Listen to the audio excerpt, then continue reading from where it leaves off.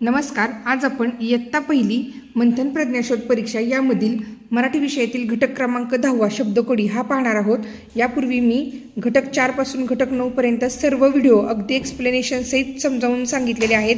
हे सर्व घटक कसे घ्यायचे, त्याचा सराव मुलांकडून कसा करून घ्यायचा, सोबतच लिंग, वचन, समानार्थी शब्द, विरुद्धार्थी शब्द याच्या वाचन सरावांचा व्हिडिओ असे देखील स्वतंत्र व्हिडिओ मी अपलोड केलेले आहेत. त्या सर्व लिंक मी डिस्क्रिप्शन बॉक्समध्ये दिलेत, तुम्ही पाहू शकता. मुलांना त्याचा वाचन सरावही देऊ शकता आणि घटकाचा अभ्यास कसा करायचा हे देखील दाखवू शकता. तर आता जास्ती वेळ न घालवता आपण शब्दकोडी या घटकाला सुरुवात करूयात. शब्दकोडी हा घटक अतिशय सोपा आहे आणि याच्यामध्ये पैकीच्या पैकी मार्क मुलांना मिळू शकतात. तर शब्दकोडीमध्ये काय आहे की असे त्यांनी शब्द दिलेले असतात आणि पर्यायातून योग्य एखादं अक्षर किंवा 2 अक्षरं घेऊन अर्थपूर्ण शब्द तयार करायचे असतात. मग इथं उत्तर आपण पर्यायातून शोधू शकतो. बघा मी दाखवते. इथं कन्या, विद्या आणि नेत्र. मग आपण एक एक शब्द घेऊन बघूयात. जो शब्द घेऊन अर्थपूर्ण शब्द तयार होईल आपलं बरोबर उत्तर पर्याय क्रमांक तो असणार आहे. आता घर जर घेतलं, कन्या घर, विद्या घर, नेत्र घर, असं कधी आपण ऐकलंय का किंवा हा अर्थपूर्ण शब्द आहे का, तर नाही. आता दान घेऊयात आपण. कन्यादान, विद्यादान, नेत्रदान अर्थपूर्ण शब्द तयार होतोय का, तर नक्कीच होतोय. कन्यादान म्हणजे मुलीचं लग्नामध्ये वडील आपल्या मुलीचं कन्यादान करतात. विद्यादान म्हणजे विद्या दान करणे किंवा विद्या देणे आणि नेत्रदान म्हणजे डोळे दान करणे किंवा डोळे देणे. मग हा अर्थपूर्ण शब्द आहे. त्यानंतर बघा, रिकाम्या चौकटीत कोणते अक्षर लिहिल्यास 3ही अर्थपूर्ण शब्द तयार होतील. इथं देखील पर्यायातूनच उत्तर आपलं शोधायचं आहे. आता आपण पहिल्यांदा ठ घेऊयात. बाठ होतोय का अर्थपूर्ण, नाही. मग पुढे जाण्याची गरजच नाही. न घेऊयात. आता बाण होतोय, पण सगळे 3च्या 3 अर्थपूर्ण शब्द झाले पाहिजेत. साण, नाण. आता बाण होतंय आणि नाणं होते, पण साण कधी पाहिलंय का तुम्ही, तर नाही. त्याच्यामुळं न देखील येत नाही. त्याच्यामुळं जेव्हा आपण पर्यायातून उत्तर शोधत असतो तेव्हा मात्र ना 3च्या 3 अर्थपूर्ण तयार होत आहेत का हे पाहायचं. त्याच्यानंतरच बरोबर पर्यायाला गोल करायचा आहे. आता ठला 1 ठिकाणी झाला, पण बाकीचे 2 झाले का, नाही. नला 2 ठिकाणी अर्थपूर्ण शब्द तयार झाला, एका ठिकाणी झाला नाही. आपल्याला 3च्या 3 अर्थपूर्ण शब्द पाहिजेत. आता आपण ग घेऊयात. बाग, साग आणि नाग होतोय का अर्थपूर्ण शब्द तयार, तर हो. बाग बगीचा आपल्याला माहिती आहे, सागवानाचं झाड आपल्याला माहिती आहे आणि नाग देखील आपल्याला माहिती आहे. मग पर्याय क्रमांक 3 बरोबर आहे. पुढचा प्रश्न पाहूयात. रिकाम्या चौकटीत दिलेल्या पर्यायापैकी कोणते अक्षर वापरल्यास अर्थपूर्ण शब्द तयार होईल. आता क टिंब टिंब क, स टिंब टिंब क. आपण एक एक अक्षर घेऊयात. ड घेऊयात. आता क ड क, स ड क. बघा इथं पहिलंच अक्षर घेतलं की अर्थपूर्ण शब्द तयार होत आहेत. आता पुढील प्रश्न पाहूयात. खालीलपैकी कोणत्या योग्य पर्यायाने अर्थपूर्ण शब्द तयार होईल त्याचा पर्याय क्रमांक शोधा. चित्र टिंबटिंब र, चित्रवार नाही, चित्रमार नाही, चित्रदार नाही, चित्रकार हो आहे. पर्याय क्रमांक 4. आता हे टिंबटिंब न, डान नाही, भन नाही, मान आहे का अर्थपूर्ण शब्द आहे. आता ब टिंबटिंब क, ब द क. हे सोपे सोपे शब्द काही मुलं लगेच शोधतात. आता पुढचा प्रश्न पाहूयात. खालील प्रश्नात रिकाम्या जागी कोणता शब्द लिहिल्यास 3ही अर्थपूर्ण शब्द तयार होतील. वजन, टोक आणि दुकान. काय घ्यावं लागेल मग. वजनहार, दुकानहार, टोकहार नाही. वजनगार, दुकानगार नाही.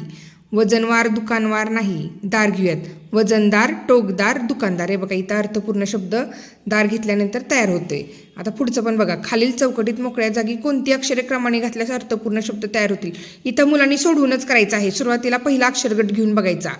पाट, घाट, वाट. अरे वा, पहिल्या ह्याच्यातच बघा इथं उत्तर सापडलं आपल्याला की पाट हा अर्थपूर्ण शब्द आहे. त्यानंतर घाट हा पण अर्थपूर्ण शब्द होतोय आणि वाट हा देखील अर्थपूर्ण शब्द तयार होत आहे.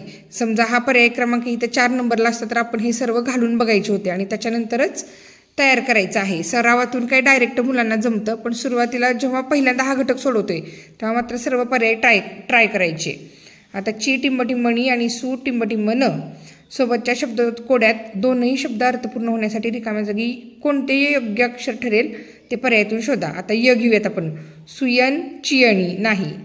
सुमण आणि चिमणी. मग बरोबर आहे. बघा चिमणी अर्थपूर्ण शब्द आहे, सुमन पण अर्थपूर्ण शब्द आहे. त्याच्यानंतर इथे बघा वर्तुळात कोणता पर्याय लिहिल्यास तीनही अर्थपूर्ण शब्द तयार होतील. आता ह्या प्रश्नापर्यंत आलेलो आहोत, तर मी एक आवर्जून सांगते की मी अक्षरगटांचे स्वाध्याय भरपूर तयार केलेले आहेत आणि ते अपलोडही केलेले आहेत. तुम्हाला जर असे शब्दकोडी हवी असतील तर माझ्याजवळ मला वाटते 1 ते 4 अक्षरगट आत्तापर्यंत अपलोड केलेत आणि त्या प्रत्येक अक्षरगटाचा अक्षरगट 3चा भाग 1 ते 5, अक्षरगट 4चे भाग 1 ते 5 अपलोड केलेले आहेत आणि त्या प्रत्येक 5च्या 5 घटकामध्ये हे बघा असे स्वाध्याय तयार केलेले आहेत जे की शब्दकोडीच आहेत. ही शब्दकोडी तुम्हाला भरपूर मिळून जातील. याचे सर्व फोटो जे आहेत ते मी व्हिडिओच्या शेवटी अपलोड करते. याच्यावरून देखील तुम्ही मुलांना सराव द्या. मुलांचा भरपूर सराव होईल व शब्दकोडी मुलं अगदी अचूक करायला शिकतील. फक्त इथं मी काय केलेलं आहे, पर्याय देण्याऐवजी डायरेक्ट इथं अक्षर दिलेलं आहे. असं अक्षरातून मुलांना पिकला, पिसारा, पिपासा, त्यानंतर निकाल, निकामी, निरस, निरमा असे मुलांनी अर्थपूर्ण शब्द द्यायचे आहेत. इथं मी पर्याय डायरेक्ट उत्तर दिलेलं आहे. पण असा सराव जरी दिला तर मुलांना हे असे प्रश्नामधून ही उत्तरं शोधायला मुलांना अजिबात अवघड जाणार नाही. त्याच्यासाठी ह्या सर्व शब्दकोड्यांचा सराव द्या. माझ्याजवळ प्रत्येक घटकावरती शब्दकोडी आहेत. ही सर्व शब्दकोडी मी तुमच्यासोबत नक्की शेअर करेल व्हिडिओच्या शेवटी. हा प्रश्न आला होता म्हणून ते आवर्जून सांगितलं मी तुम्हाला. म्हणजे आता एवढ्याच प्रश्नावरती मुलांचा सराव होणार आहे का नाही, याच्यासाठी मुलांना जास्त प्रश्नांचा सराव होणं आवश्यक आहे. त्याच्यासाठी ते प्रश्न मी देईल. मुलांकडून सराव करून घ्या आणि ह्या संपूर्ण घटकाचा मुलांचा सराव करून घ्या. आपण हा देखील बघूयात प्रश्न. आ टिंब टिंब प्र आणि वी, आजार, प्रजार आणि विजार. आता प्रजार तर होत नाही. आताप, आमान, आकार. हां, हे बघा कार घेतल्यानंतर होते आकार, प्रकार आणि विकार. अशा पद्धतीनं हा संपूर्ण घटक तुम्ही सराव करा. सोबतच मी दिलेले हे जे शब्दकोडी आहेत ह्या शब्दकोड्यांचा पण सराव करा. माझ्याजवळची शब्दकोडी मी तुमच्यासोबत शेअर करेन. भेटूयात पुढील घटकामध्ये. पुढील घटक आहे बघा समूहदर्शक शब्द. हे सर्व समूहदर्शक शब्द वाचन सराव मी आवर्जून देणार आहे आणि अगदी थोडक्यामध्ये हे सर्व प्रश्न कसे सोडवायचे त्याच्यावरचे तेही सांगणार आहे. तोपर्यंत शब्दकोड्यांचा सराव करा.